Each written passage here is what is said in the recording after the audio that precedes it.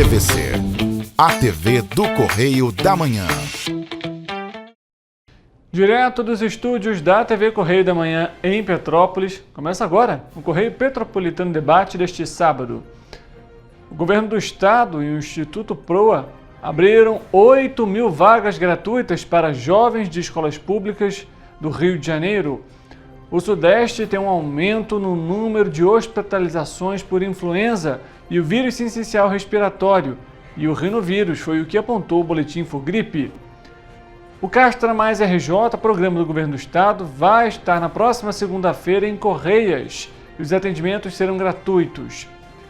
A lei orgânica do Tribunal de Contas do Estado foi alterada. Você vai acompanhar essas mudanças.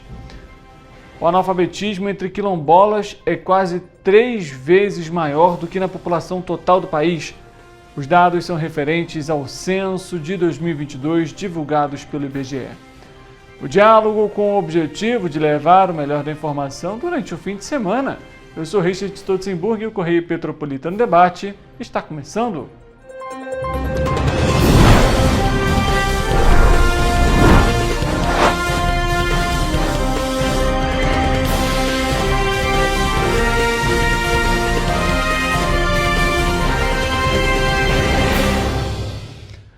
Olá para você que nos acompanha, seja muito bem-vindo para mais uma edição do Correio Petropolitano Debate, aqui na TV Correio da Manhã, claro, nesse sábado, levando o melhor da informação para você. Lembrando, você também pode acompanhar tudo da nossa região de cobertura no nosso Facebook e no nosso site, tvc16.com, YouTube também para você disponível para você ver e rever a nossa programação em TV Correio da Manhã.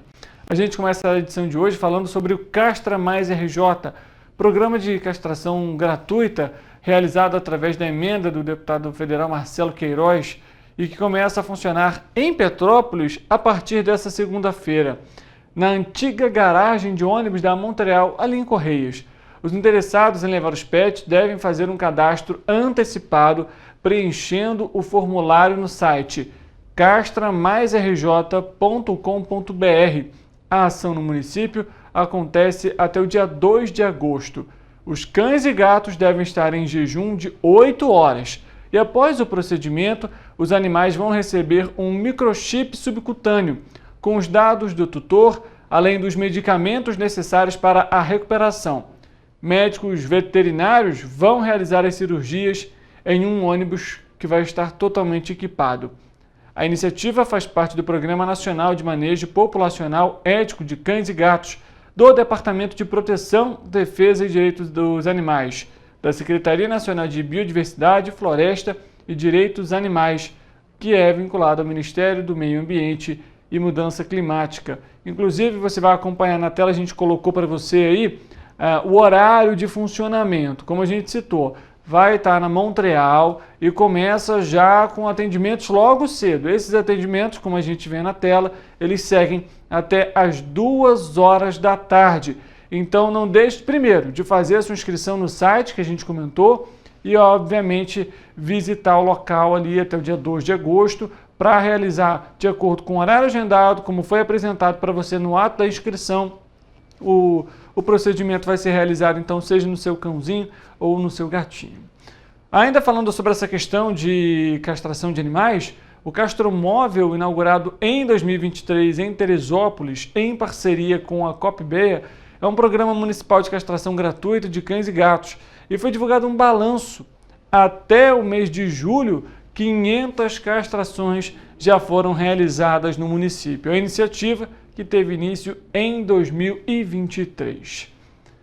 Mudando de assunto, a gente fala agora também sobre a participação da população, porque o Ministério das Cidades vai disponibilizar, na verdade, iniciou na última sexta-feira, a possibilidade da população preencher um formulário para a participação no processo de construção do Plano Clima Adaptação Cidades. As sugestões e as ideias podem ser enviadas até o dia 5 de agosto na plataforma Reduz. A partir das contribuições, vai ser elaborado um plano de ação utilizado pelo Ministério das Cidades para construir a política pública de adaptação climática, que vai valer até o ano de 2035. A iniciativa é coordenada pelo Ministério das Cidades e faz parte da atualização do Plano Nacional sobre Mudança do Clima do Ministério do Meio Ambiente e Mudança do Clima, sob orientação técnico-científica do Ministério da Ciência, Tecnologia e Inovação. O documento é um dos instrumentos previstos na Política Nacional sobre a Mudança do Clima, instituída por meio da Lei 12.187 de 2009. Então não deixe de participar, enviar a sua sugestão. É fundamental que a população participe, até porque vivencia, conhece a região em que vive e quais os impactos ambientais e as mudanças que estão acontecendo ao longo dos anos. Falando sobre Petrópolis, mais uma vez, estão abertas as inscrições para a 18ª Conferência Municipal de Trânsito e Transportes, para a eleição dos membros da comunidade para o período de 2024 e 2025. As inscrições foram abertas no dia 17 de julho e seguem até o dia 24 do mês que vem, no site da Prefeitura, www.petropolis.rj.gov.br e também no site da CPTrans, petropolis.rj.gov.br/CPTrans, tudo junto. A Conferência Municipal de Trânsito e Transportes será realizada no dia 31, de 8h30 da manhã até as 5h30 da tarde, na Casa dos Conselhos Municipais Augusto Ângelo Zanata, mais especificamente fica na Avenida Keller, número 240, no centro da cidade. Mudando de assunto, o Parque Nacional da Serra dos Órgãos, essa é uma notícia infelizmente triste para quem gosta tanto de visitar, informou que devido à greve dos servidores da carreira de especialista em meio ambiente, o evento Um Dia no Parque não vai ser realizado esse ano. Nós trouxemos as informações aqui em relação à greve, por conta aí do corte de verbas por parte do governo federal e que está impactando não só o meio ambiente, os setores ligados ao meio ambiente, órgãos do meio ambiente, mas também outros, como por exemplo o próprio Instituto Nacional de Meteorologia. E a gente já vê aí alguns impactos, além das demissões, de greves, paralisações. No Parnaso, o Parque Nacional da Serra dos Órgãos, infelizmente, não vai ter esse evento em 2024. O Correio Petropolitano Debate vai fazer um intervalo rápido, a gente volta daqui a pouco. Tem a previsão do tempo para você e outras informações da nossa região de cobertura. Não saia daí, a gente volta já.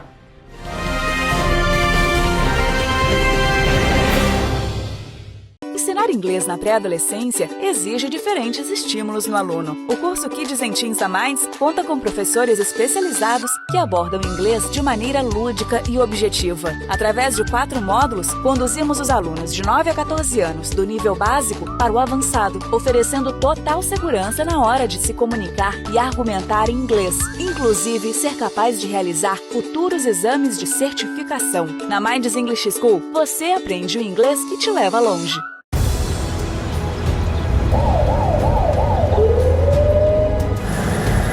O governo do estado do Rio já investiu mais de 8 bilhões na saúde.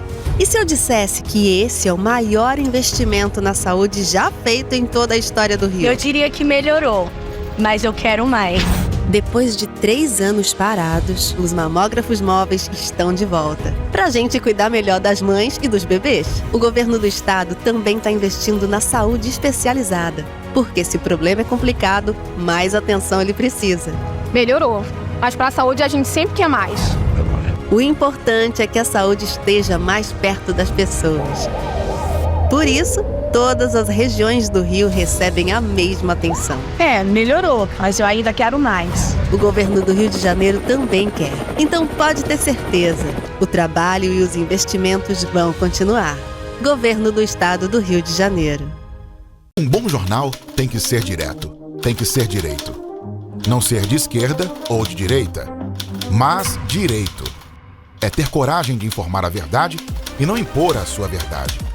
É respeitar a inteligência do leitor e vontade do eleitor. Correio da Manhã, um jornal que há 123 anos tem a coragem de ser direto e direito. Em uma banca perto de você. Enquanto você imagina que poderia rolar desconto na conta de luz, a Alerj faz. As leis que você precisa, a Alerj faz. Baixe o aplicativo da Alerj e conheça seus direitos. Para ter mais qualidade de vida, conte com a maior rede de academias de Petrópolis. Aqui na Cooper, com uma mensalidade, você utiliza todas as unidades: Centro, Bingen, Itamaraty e Itaipava. Com planos a partir de R$ 89,00, e a academia oferece ambientes modernos para você cuidar da sua saúde com segurança.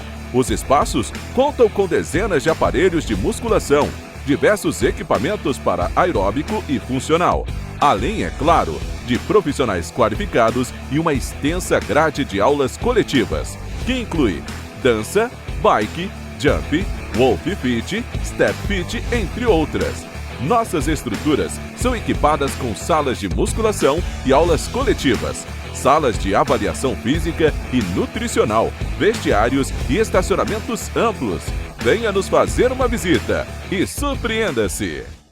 A Unifase, há mais de 50 anos, forma profissionais de excelência na área da saúde. E agora dá um passo além, o ensino técnico. Aqui, você se prepara para o mercado de trabalho e valoriza sua formação técnica com cenários exclusivos de prática e estágios supervisionados na rede pública e privada de Petrópolis. Faça o curso técnico em enfermagem da Escola Técnica Irmã Dulce Bastos da Unifase. Inscrições abertas para 2024. Turmas manhã e noite. O Rio Imagem Baixada já superou a marca de 650 mil exames. Com cuidado especial para a saúde da mulher, o maior centro público de diagnóstico da América Latina tem capacidade para fazer 40 mil exames mensais e traz tudo num só lugar para atender com mais agilidade e eficiência. Rio Imagem Baixada, 9 meses. Chegou o resultado. O que era para poucos, agora é para todos. Governo do Estado do Rio de Janeiro. O trabalho não para, é todo dia e é de todos.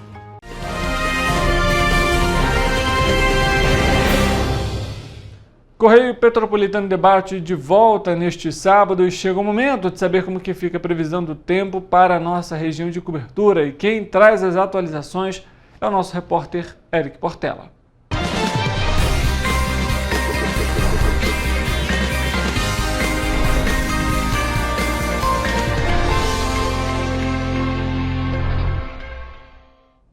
Boa noite, Richard. Boa noite para você aí de casa que está nos assistindo. Mais uma semana se inicia e com isso foram divulgadas novas atualizações sobre a previsão do tempo.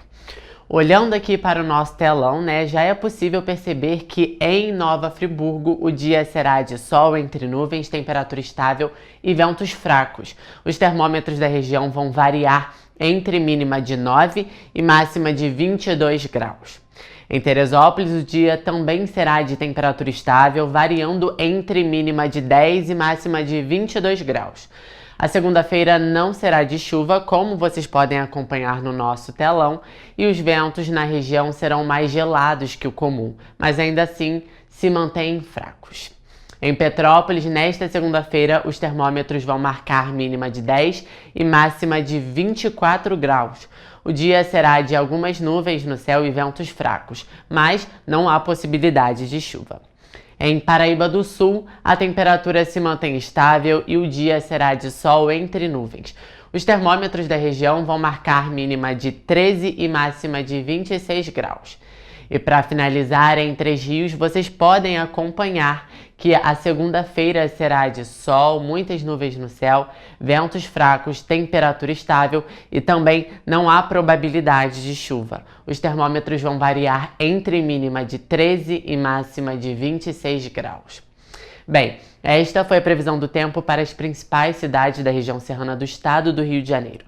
Aproveite o dia e mantenha-se informado sobre as condições climáticas locais. Bom início de semana a todos. Obrigado pelas informações, Érico. Um bom trabalho para você. Na segunda-feira a gente volta. O governo do estado do Rio de Janeiro, por meio da Secretaria de Desenvolvimento Econômico, Indústria, Comércio e Serviços e o Instituto PROA, iniciaram o segundo processo seletivo de 2024 para o curso de capacitação profissional destinado a jovens de escolas públicas do Rio de Janeiro. São 8.000 vagas destinadas a estudantes que estão terminando ou concluíram o ensino médio em escolas da rede pública de ensino. As inscrições estão abertas até o dia 31 de julho. O curso, que terá início no dia 2 de setembro, tem carga horária de 100 horas e é dividido em 4 módulos, que preparam os alunos para diferentes metas profissionais e se saírem bem nas entrevistas de emprego. Autoconhecimento, projeto profissional, raciocínio lógico e comunicação são alguns dos temas abordados. Semanalmente, há também encontros ao vivo mediados por tutores. A sala P&G Mais Pro fica na Biblioteca Parque Estadual, no centro do Rio de Janeiro, e conta com 20 computadores com acesso à internet. O funcionamento é de segunda a sexta-feira, de 10 da manhã até as 5 horas da tarde. A sala da FATEC Seropédica segue os mesmos dias e horários de funcionamento. Os jovens podem optar por cursar o 5º módulo com uma trilha técnica específica. São 8 carreiras à escolha, patrocinadas por grandes empresas, cada uma com 50 horas de preparação. De administração, por exemplo, é pela P&G, de logística também, Excel e Power BI pela Microsoft, no varejo, a Fundação Casas Bahia, o X-Designer é pela Accenture, entre outras vagas de cursos oferecidos também por outras empresas. Não deixe de participar. De acordo com as informações coletadas pelo Censo Demográfico de 2022, a taxa de alfabetização das pessoas quilombolas com 15 anos ou mais de idade e que vivem dentro ou fora de territórios oficialmente delimitados foi de 81,01%, inferior ao índice nacional, que foi de 93% para esse grupo de idade. Assim, a taxa de analfabetismo dos quilombolas chegou a 18,99%. A gente vai acompanhar a fala da Marta Nunes, que explica todo esse processo e os dados referentes ao censo de 2022. O IBGE divulga hoje mais um resultado do Censo Demográfico 2022 para a população quilombola, onde a gente traz a alfabetização e as características dos domicílios segundo recortes territoriais específicos a partir do questionário básico que nos traz os resultados para o universo da pesquisa. No que diz respeito à alfabetização, é importante trazer a informação de que a taxa de alfabetização das pessoas quilombolas encontra-se 12 pontos percentuais abaixo da taxa de alfabetização das pessoas residentes no Brasil como um todo. Quando a gente fala do Brasil, a gente está falando de uma taxa de alfabetização de pessoas de 15 anos ou mais de 93%. Quando a gente fala da população quilombola residente no Brasil, essa taxa de alfabetização é de 81%.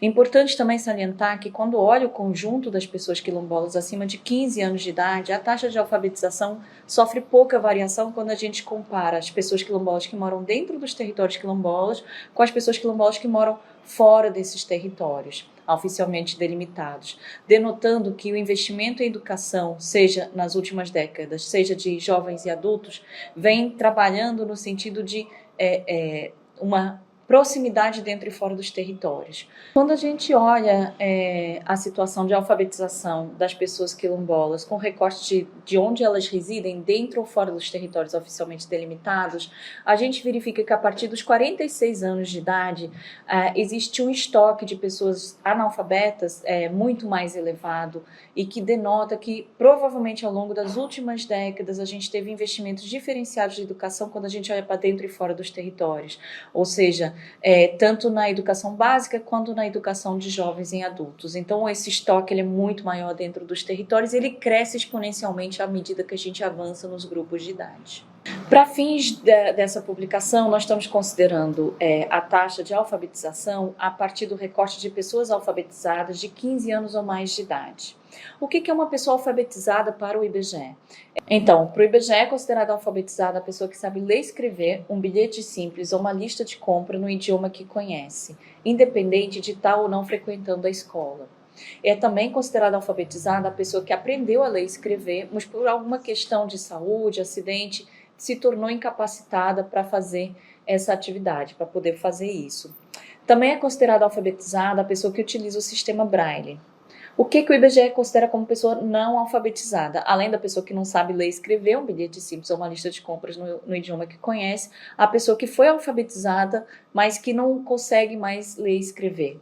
porque o processo talvez tenha sido falho, não se consolidou, então a pessoa não consegue mais ler e escrever. Quem nunca aprendeu a ler e escrever e quem sabe apenas assinar o seu nome. Então, essa pergunta ela era feita no nosso questionário básico para todas as crianças com 5 anos ou mais de idade. Um dos destaques dessa publicação é a avaliação espacial das diferenças entre as taxas de alfabetização da população quilombola e da população residente total.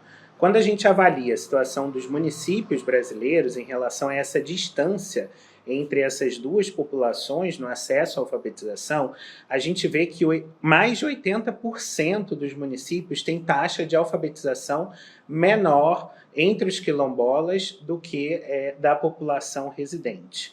E 20%, um pouco mais de 20% desses municípios, essa diferença é de mais de 10 pontos percentuais, chegando até o máximo de 67 pontos percentuais. Então, essa diferença, ela nos permite tanto entender a distância entre essas populações em nível regional, entendendo os diferentes sistemas educativos, o acesso à política pública educacional no território nacional, mas também nos permite identificar essa distância dentro do mesmo município. Então, populações em uma mesma localidade, em um mesmo recorte político-administrativo, apresentam situações de acesso à alfabetização absolutamente distintas. Essa diferença ela pode ser observada por meio do nosso cartograma, né? Nesse cartograma, os municípios que estão registrados em cores mais próximas da cor vermelha, eles indicam uma diferença percentual negativa maior entre a alfabetização dos quilombolas e da população residente. E aí a gente consegue perceber que essa diferença ela se manifesta em todas as regiões do país e em todos os estados, demonstrando que, independentemente da configuração local, você tem ainda distâncias que preexistem e que permanecem presentes entre essa população. A gente também consegue verificar nesse cartograma alguns locais de concentração de distâncias negativas entre a população quilombola e a população residente total, com destaque para o Vale do Rio Amazonas, para todo o entorno da Baía de São Luís, no estado do Maranhão, nos municípios da região Nordeste, sobretudo aqueles do semiárido, e no norte de Minas Gerais. É importante destacar também uma concentração expressiva no Rio Grande do Sul e também nos estados do Mato Grosso do Sul e de Rondônia.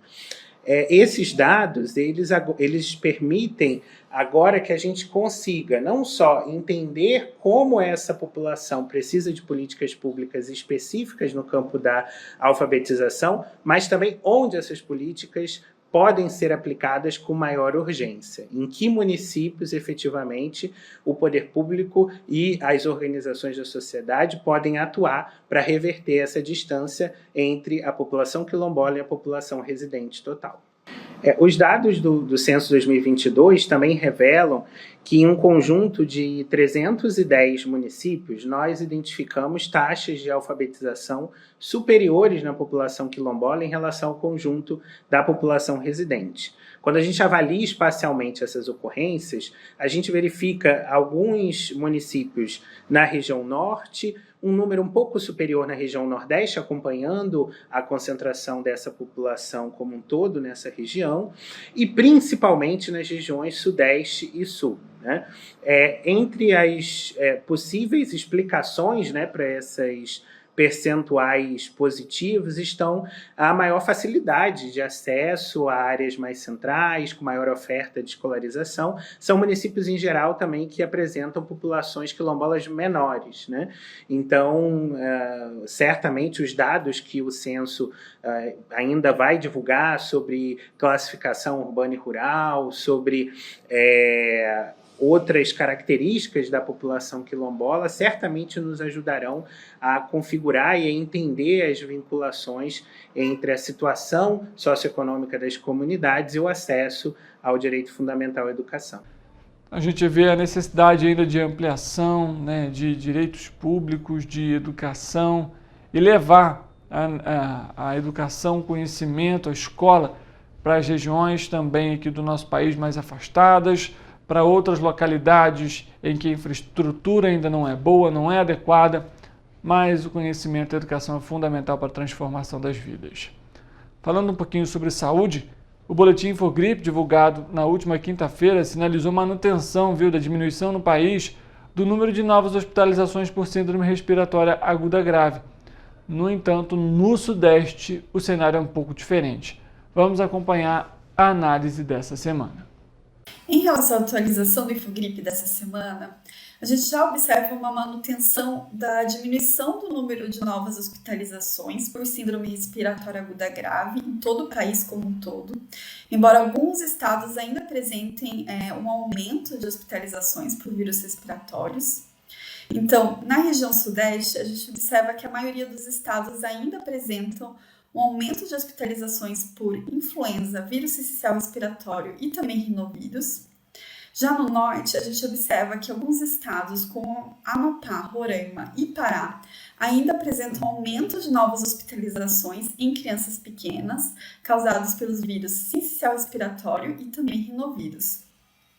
Além disso, apesar do número de novas hospitalizações por síndrome respiratória aguda grave, especialmente VSR, já está diminuindo em muitos estados do Brasil, a gente ainda observa uma alta incidência de VSR no país, sendo essa a principal causa de óbitos em crianças pequenas por síndrome respiratória aguda grave nas últimas semanas. Já os idosos, a gente observa que a principal causa de hospitalizações e também de óbito por síndrome respiratória aguda grave no país tem sido o vírus da influenza A. Além disso, apesar da Covid-19 ainda circular em níveis baixos em todo o país, a gente observa que a Covid-19 é a segunda maior causa de óbitos por SRAG em idosos nas últimas semanas. Ainda sobre o Covid, a gente observa um leve aumento da atividade desse vírus em algumas regiões do norte e nordeste, com especial destaque para os estados do Ceará, Piauí e também Amazonas, onde a maioria das hospitalizações em idosos por SRAG nas últimas semanas foi causada pelo vírus Covid-19. Então, a gente chama atenção para os hospitais e as unidades sentinelas dessas regiões para que elas fiquem atentas para um possível aumento sustentado de circulação desse vírus nesses locais. Além disso, a gente reforça a importância da vacinação contra a Covid-19 e também contra a influenza. É importante que todas as pessoas que são elegíveis a tomar essas vacinas, que estejam vacinadas. Além disso, a gente faz algumas recomendações importantes nessa época do ano, como o uso de máscaras em locais fechados, em locais com menor circulação de ar e também dentro dos postos de saúde. Em caso de aparecimento de sintomas, é importante, se possível, ficar em casa em isolamento, se recuperando desses sintomas e também evitando transmitir esses vírus para outras pessoas, principalmente evitando transmitir esses vírus para as pessoas que são do grupo de risco e têm uma chance maior de desenvolver um quadro mais grave, dessas doenças, como idosos, crianças pequenas e pessoas com comorbidade. E claro, em caso de aparecimento de sintomas e piora desses sintomas, é importante procurar atendimento médico. Você acabou de acompanhar então os dados aí referentes ao Boletim Infogripe, sempre encaminhados aí pela Fundação Oswaldo Cruz, a Fiocruz, a quem a gente também agradece a participação aqui no Correio Petropolitano Debate. A gente vai fazer mais um intervalo rápido e volta daqui a pouco. Você vai acompanhar uma representação de entrevistas que nós realizamos nesta semana para falar justamente sobre as férias escolares, o impacto da saúde das crianças, dos adolescentes, seja com pouca atividade física e o excesso de telas, como de celular, tablets e computadores. Não saia daí, intervalo rápido, a gente volta já.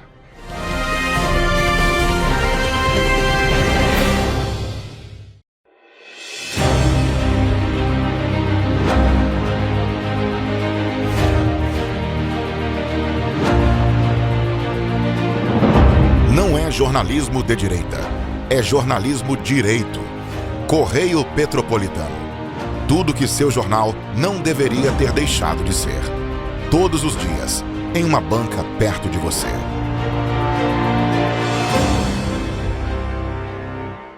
A Unifase, há mais de 50 anos, forma profissionais de excelência na área da saúde. E agora dá um passo além, o ensino técnico.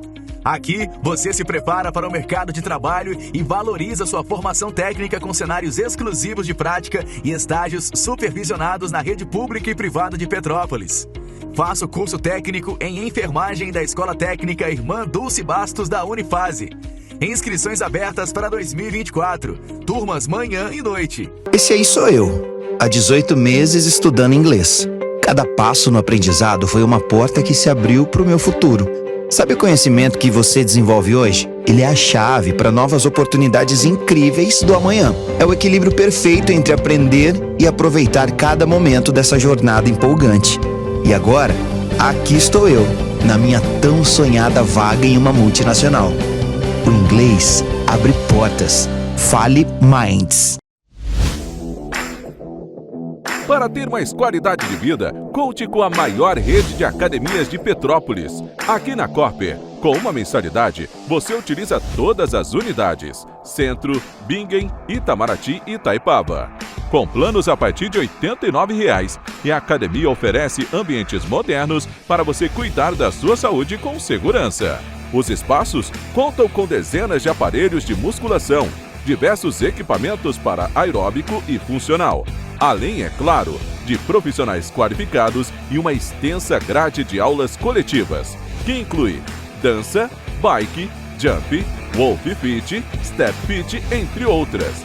Nossas estruturas são equipadas com salas de musculação e aulas coletivas, salas de avaliação física e nutricional, vestiários e estacionamentos amplos. Venha nos fazer uma visita e surpreenda-se! Rio de Janeiro, atração o ano inteiro. Tem descanso, tem folia, noite e dia, alegria, sol e praia, diversão.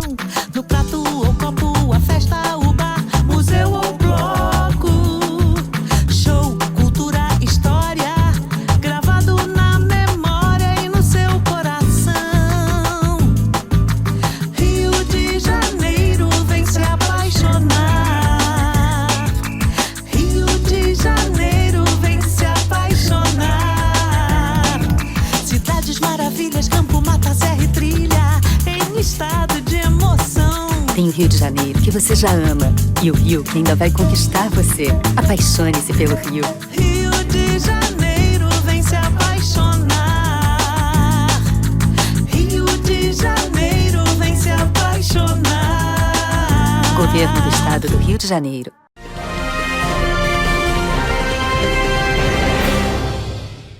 Correio Petropolitano Debate de volta. Como a gente citou no início do programa, hoje vamos abordar as férias escolares e os cuidados, obviamente, com a saúde dos olhos. Está aqui ao meu lado o Dr. Sávio Fiorotti, ele que já participou aqui do Correio Petropolitano Debate em outras oportunidades também para falar aí sobre os cuidados, orientações para a população. Doutor, mais uma vez, obrigado pela presença, seja muito bem-vindo. Eu que agradeço o convite, está um prazer aqui trazer informações para todo mundo sobre saúde ocular de uma maneira geral, né? Maravilha.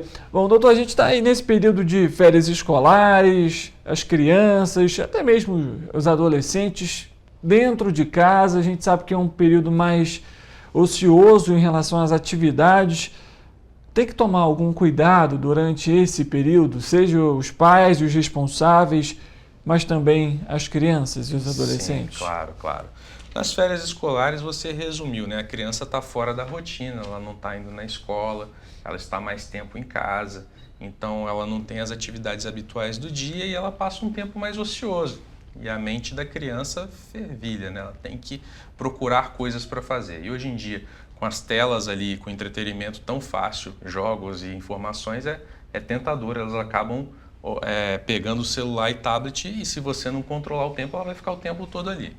Então, assim, de uma maneira geral, né, crianças até 2 anos de idade, pelo Conselho Brasileiro e a Sociedade Brasileira de Oftalmologia, não devem ser expostas à tela, né? Isso vai atrasar, talvez, o desenvolvimento motor, o desenvolvimento social, neuropsicológico dela, né? Então, as telas até os 2 anos de idade, elas não são recomendadas, tá?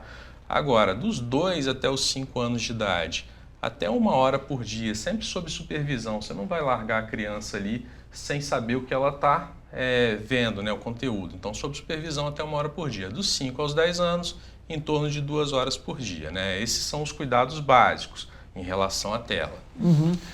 A gente consegue, só nessa fala, ver que isso é uma situação fora da realidade hoje no Brasil e acho que tem em outros lugares do mundo. A gente já até, inclusive, conversa, é uma das matérias, inclusive, dentro de comunicação social, que hoje existem as pessoas que são nativas digitais, ou seja, que já nasceram justamente nesse período de tecnologia, de celular, de telefone, internet. E tudo isso facilita justamente essa inserção cada vez mais cedo dentro do consumo dessas tecnologias. E como o próprio doutor comentou aqui, de 0 até os 2 anos, o ideal é que não tenha nenhum tipo de uso das telas para as crianças. Mas, doutor, a gente consegue ver dentro do restaurante, nos shoppings, crianças dentro do carrinho já com um tablet, um suporte ali com algum desenho, alguma coisa. Como que isso também é debatido entre vocês profissionais, tendo em vista que isso pode se tornar um problema no futuro? Sim. A gente sabe que é muito difícil, né, você entreter uma criança o tempo todo, né? E na minha época, a gente não tinha um acesso fácil assim. Você queria assistir um desenho, você tinha um horário na televisão para assistir, ou você tinha que ir na locadora, alocar um vídeo, e muitas das vezes a TV era compartilhada, então seus pais queriam assistir, você não podia estar toda hora ali assistindo. E hoje em dia não. É uma facilidade muito grande você comprar até um dispositivo para a própria criança.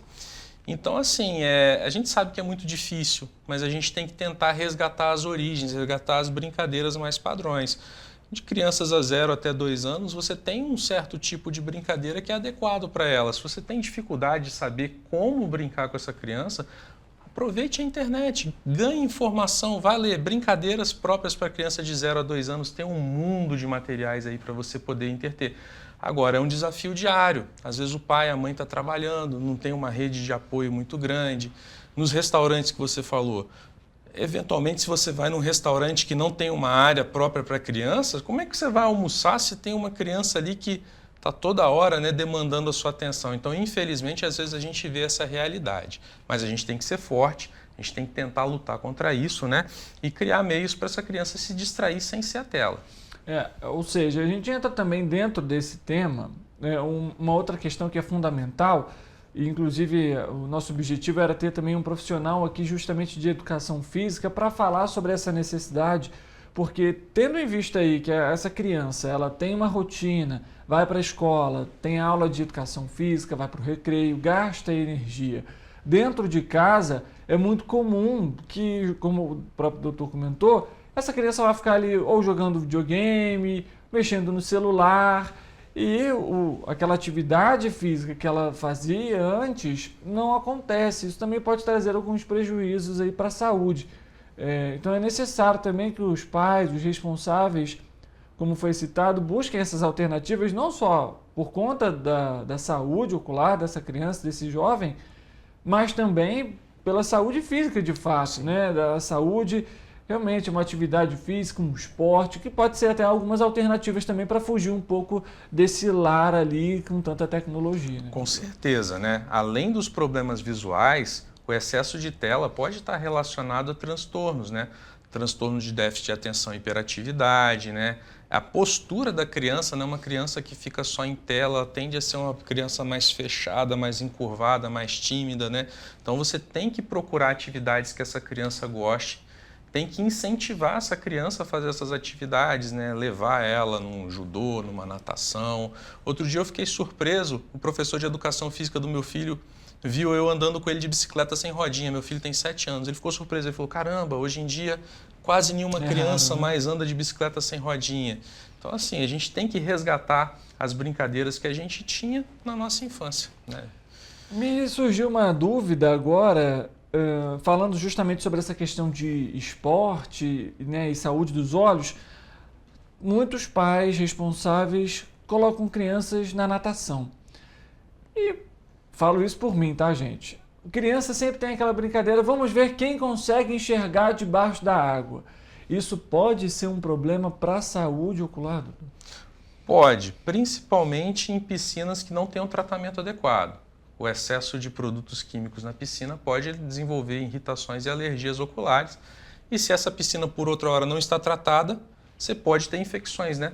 Do globo ocular, enfim. Então, você tem que ter um cuidado muito grande com a qualidade da água onde essa criança está inserida ali para brincar. Perfeitamente. Ainda falando um pouquinho sobre essa questão das telas, a gente citou tempo adequado para cada faixa etária, mas a distância também ela se torna fundamental. Não adianta, mesmo que eu tenha ali um período curto utilizando, se eu estou com um telefone celular, ele está muito aqui na frente do meu rosto, isso de alguma forma pode gerar um impacto também na saúde dos olhos. Com certeza, tá? Quanto mais próximo do rosto, pior é essa exposição. Então, o ideal é que quando a criança use alguma tela dentro dos horários que ela está autorizada a usar, que ela use numa distância do braço, que evite ficar com aquilo colado no rosto. E, se possível, na maior parte do tempo, se houver a possibilidade dessa criança não usar na tela, mas espelhar numa televisão, jogar um videogame numa televisão e essa televisão estiver afastada, isso é bem melhor para a saúde ocular, tá certo? E em relação a uma questão que minha mãe sempre falou, e aí vamos esclarecer isso para quem está nos acompanhando. A pessoa está lá, a criança está jogando, por exemplo, vendo um filme ou um desenho com a luz apagada. Isso interfere? A luz acesa interfere, não interfere? Força mais as vistas, não força? Você usar uma tela ou assistir uma televisão com luz apagada, você pode ter uma fadiga, um cansaço visual maior.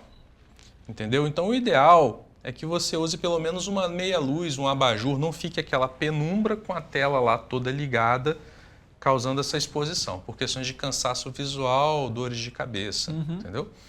E, doutor, a gente sabe ainda que as crianças, principalmente durante esse período, como a gente comentou até em outras oportunidades, é necessário os pais, os responsáveis, ficarem atentos até alguns sinais que essa criança pode dar, justamente mostrando que ela não está enxergando bem, ou então que ela está com algum incômodo. Que pontos assim que os pais, os responsáveis podem ficar atentos nessa rotina do dia a dia, principalmente com as crianças dentro de casa? Isso é muito importante. Entenda, uma criança não vai saber te dizer se ela precisa de óculos ou não. Por exemplo, se uma criança nasce com um certo grau de miopia, astigmatismo, ela pode ter uma visão embaçada para longe e como ela nasceu assim, ela acha que aquilo é o normal. Então, nunca a criança vai saber te reportar ao certo se ela está tendo alguma dificuldade ou não. É papel do tutor, dos pais ou dos responsáveis, levar essa criança anualmente para uma avaliação de rotina, mesmo que ela não tenha queixa nenhuma. Agora, tem alguns sinais, sim, que podem indicar que essa criança está tendo algum problema visual. Por exemplo, se você percebe que seu filho está sempre se aproximando da televisão, por maior que ela seja, para enxergar, pode ser que ele tenha, sim, algum problema, alguma miopia ou astigmatismo, que ele precise chegar mais perto para ter uma visão nítida. Ele não vai saber te dizer isso, somente levando ele no oftalmologista de confiança para você detectar esse problema e ver se ele precisa de óculos. Outra coisa muito importante é que nem sempre a gente tem o mesmo grau em cada olho. Você pode ter diferenças de grau em cada olho. E se isso acontecer, a maioria das crianças nunca vai fazer um teste tampando um olho, depois tampando o outro, para ver se tem algum que não está enxergando. Então, cabe ao pai verificar e levar essa criança ao oftalmologista, porque principalmente nessas condições onde há diferença de grau, a gente tem um tempo hábil para poder tratar isso e ajudar esse olho com um grau maior a se desenvolver, né? A gente sabe que a rotina do dia a dia, né, os compromissos, tarefas de casa, hoje em dia acabam ocupando muito ali o período dos pais, dos responsáveis. Mas é possível até, e aí eu queria a sua opinião também, doutor, em relação, por exemplo, na escola. Comentários dentro da escola, até mesmo fazer o dever de casa, isso de alguma forma pode apresentar também algum sinal de que aquela criança está com dificuldade para enxergar? Sim, sim. Felizmente, a maioria das professoras já estão acostumadas a lidar com isso, né? Mas na escola, aquela criança que sempre está tendo que chegar próximo do quadro, que está tendo, às vezes, na alfabetização, uma dificuldade em aprender. Aí você fala, poxa, a criança é preguiçosa, desinteressada. Às vezes ela não está enxergando o quadro, não está conseguindo, né, acompanhar os colegas ali naquele processo de estudo e aprendizagem. Então, os professores estão muito habituados, de uma maneira geral, a ver isso. Uma criança que sempre está levantando, uma criança que sempre está indo próximo do quarto para ver, tem dificuldades. Às vezes, a professora está escrevendo lá na lousa e ela está copiando do amiguinho que está aqui do lado. Por quê? Ela não está enxergando a lousa, ela está enxergando um pouco melhor o caderno do amigo. Então, assim, na escola, essas queixas, assim, atraso na alfabetização, dificuldade em copiar do quadro, sempre está copiando do coleguinha do lado, isso pode ser um sinal que essa criança não está enxergando bem para longe. Perguntar, por exemplo, qual é a palavra que está escrita, enfim, isso obviamente sendo recorrente. Como o doutor orientou, o ideal é que o exame seja realizado uma vez por ano. Isso não é só para criança, tá, gente? Vale para todo mundo que está nos acompanhando. Doutor, a gente sabe que, apesar desse uso excessivo das telas que existem hoje em dia, criança, tem até um termo, criança quando está quieta demais é sinônimo de preocupação, porque ela pode estar fazendo alguma besteira. E dentro de casa, obviamente, com os compromissos, responsabilidades, nem sempre o pai está ali do lado para acompanhar. E nesse período de férias, a gente tem aqueles famosos acidentes dentro de casa. Que orientações, quais os cuidados também que os pais e responsáveis devem ter dentro de casa durante esse período? Isso é muito importante, tá? Criança, às vezes, que sofre um acidente doméstico, pode ter uma perda visual grande. Então, assim, de uma maneira geral, as orientações que eu vou dar são orientações simples de serem feitas, né? Produtos químicos de limpeza, álcool, desinfetantes, produtos líquidos, né, e produtos corrosivos devem ser mantidos fora do alcance da criança, para evitar justamente que ela vá lá, pegue e sofra um acidente daquilo cair no rosto e eventualmente cair até nos olhos dela. Tá? Se porventura, mesmo assim, houver um acidente, qual que é a recomendação imediata? Caiu um produto químico no olho, caiu algum pó no olho, a criança está lá naquele desespero chorando e você fica mais desesperado ainda sem saber o que fazer. Bom, de imediato tem que abrir uma água corrente, pode ser uma torneira mesmo, se tiver alguma água tratada melhor ainda, mas caiu algum produto químico no olho, abra a água corrente e coloca essa criança embaixo da água corrente com o olho aberto para lavar o máximo possível, para remover o máximo possível dessa substância, lavar ali 1 a 2 minutos e, consequentemente, levá-la a uma emergência oftalmológica para avaliar se aquilo foi só um susto ou se houve realmente alguma lesão, alguma abrasão, principalmente na córnea, que é essa pelezinha anterior do nosso olho, que precisa de tratamento. Perfeitamente. Então, fique atento você aí em casa por conta dessas questões. A gente sabe que é muito comum as crianças que são muito curiosas, querem experimentar, ver o que é, igual às vezes pega um produto de limpeza que tem um cheiro bom, enfim. Todo cuidado é pouco também durante esse período. E quando a gente fala também sobre a saúde dos olhos, a gente fala sobre óculos, as lentes de correção como um todo. Sim. Há diferenças, doutor, para determinado tipo de sintoma, digamos assim, e depois disso a gente aborda outras questões também do próprio óculos e aí identificando também outros tipos de problema. Então, as lentes corretivas visam tratar erros refrativos, né? Grau de óculos, como popularmente a gente chama, né? Então, geralmente, de uma maneira genérica, pessoas que têm miopia e alguns tipos de astigmatismo, elas vão expressar um embaçamento visual para longe, mas vão ter uma boa visão para perto sem óculos. Então, às vezes, ela tem esse comportamento de aproximar as coisas para ter uma melhor visão. Existe um grau que não é muito popular entre a população conhecer o que é, né? Que é a hipermetropia. A hipermetropia é um tipo de grau que as crianças geralmente conseguem compensar muito. Então, a criança com uma hipermetropia leve a moderada, às vezes o único sintoma que ela vai ter vai ser dor de cabeça. Enxerga bem para longe, na hora de ler ela pode cansar um pouco mais rápido, mas vai ter dor de cabeça.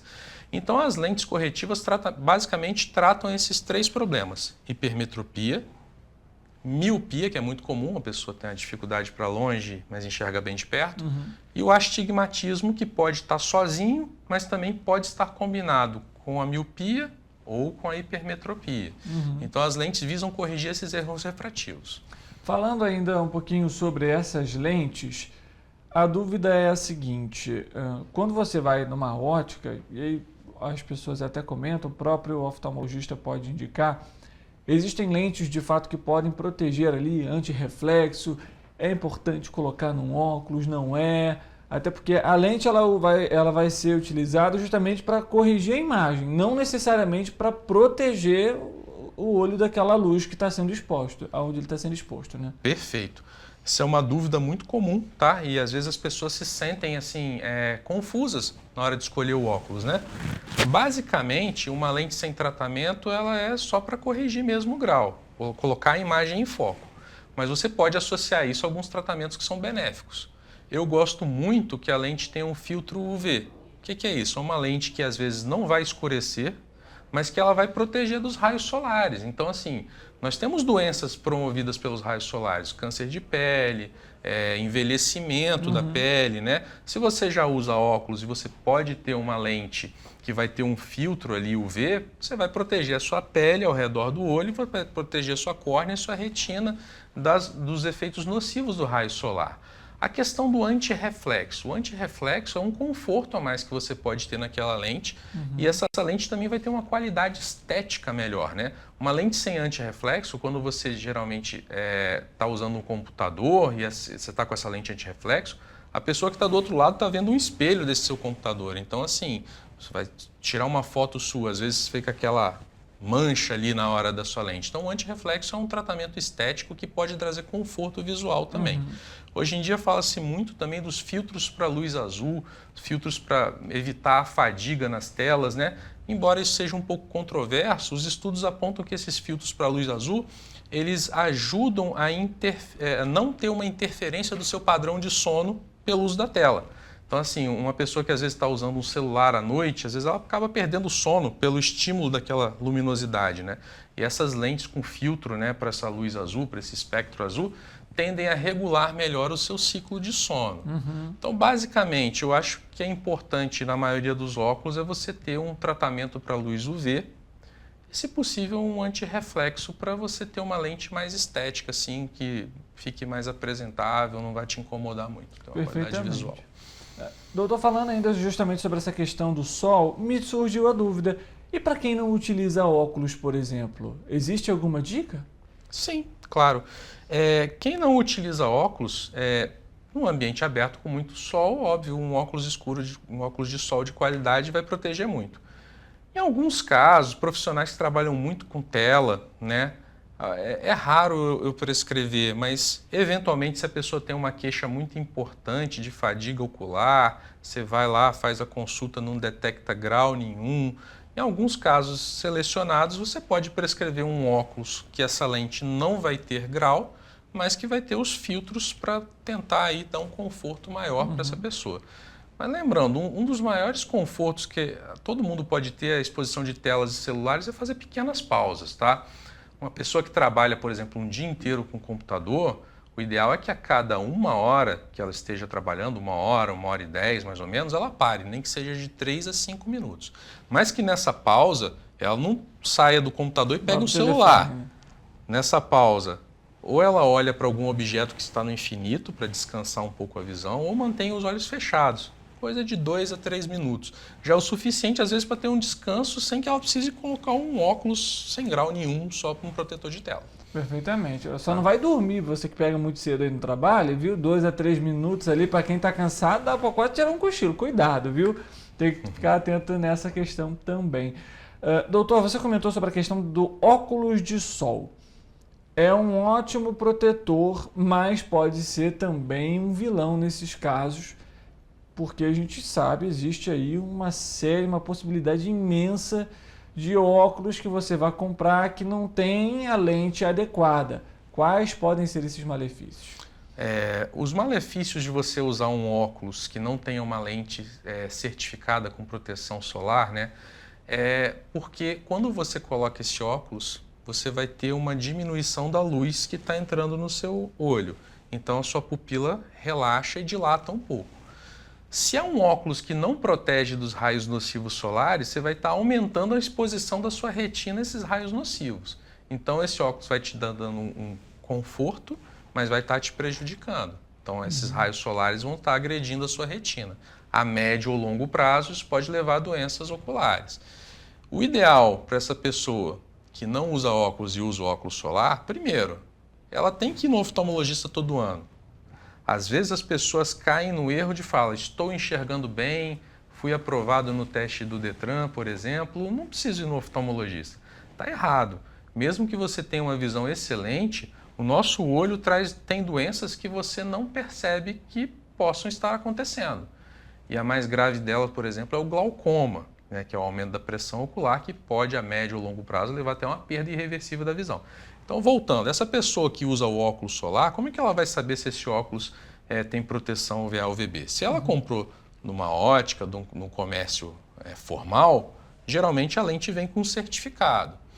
Ah, doutor Sávio, eu tenho o meu óculos de sol, não sei se ele tem proteção UVA-UVB. Você tem que ir uma vez ao oftalmologista, leve o seu óculos de sol. No consultório, a gente geralmente tem alguns aparelhos que conseguem certificar se essa lente tem proteção UVA-UVB adequada e se está de acordo para proteger seus olhos. Perfeitamente. Doutor, a gente está chegando aqui ao fim da nossa entrevista de hoje. Primeiramente, queria agradecer mais uma vez a presença aqui para a gente falar sobre esse tema que é extremamente importante. A gente sabe que muita gente, infelizmente, não dá a devida atenção. Alguma outra informação importante, um recado, orientação que você queira deixar para a população? Então, acho que a gente teve uma abrangência boa, né? Lembrar sempre aí desse desafio, né, de tirar as crianças da tela. Não se sinta culpado se você não consegue isso. A gente sabe que a realidade é muito difícil de você controlar a criança o tempo inteiro. Vá se adequando, reduzindo, vamos resgatar as brincadeiras, as atividades antigas, jogos de tabuleiro, levar essa criançada aí para pegar sol, jogar bola, se machucar um pouco nas brincadeiras, que isso é o saudável. Essa questão dos produtos químicos, né, isso é fundamental, às vezes a gente esquece disso na casa. E lembrar que não só as crianças, os adultos também têm que se policiar aí o excesso de tela, né? Dar o exemplo, né, doutor? Dar o exemplo. Estimular a leitura nas crianças, leitura física, livros. E aquilo, né, sempre a chamada, né? A saúde ocular, ela vai muito além da prescrição de um óculos, vai muito além de você ter uma percepção que está enxergando bem, né? Então, a população, de uma maneira geral, se beneficiaria muito se todo mundo, pelo menos uma vez ao ano, fosse ao seu oftalmologista de confiança, fazer um rastreio, tanto para ver se você precisa de grau, se você tem alguma doença ocular que possa ser prevenida. Então, a dica que eu daria para a população é procurar seu oftalmologista anualmente para fazer um rastreio, e queria agradecer muito pelo convite mais uma vez. É sempre um prazer estar aqui trazendo um pouco de informação aí sobre a saúde ocular para a população. A gente que agradece, doutor Sávio. Obrigado mais uma vez pela presença. Tá certo.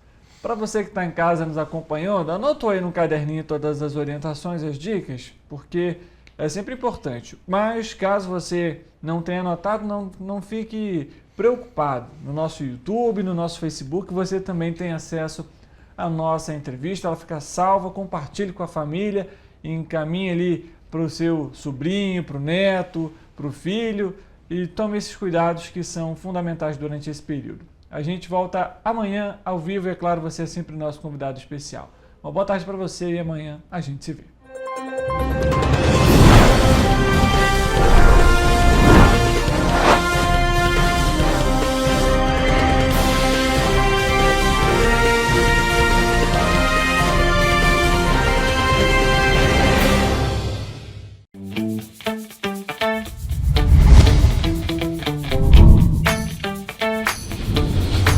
TVC, a TV do Correio da Manhã.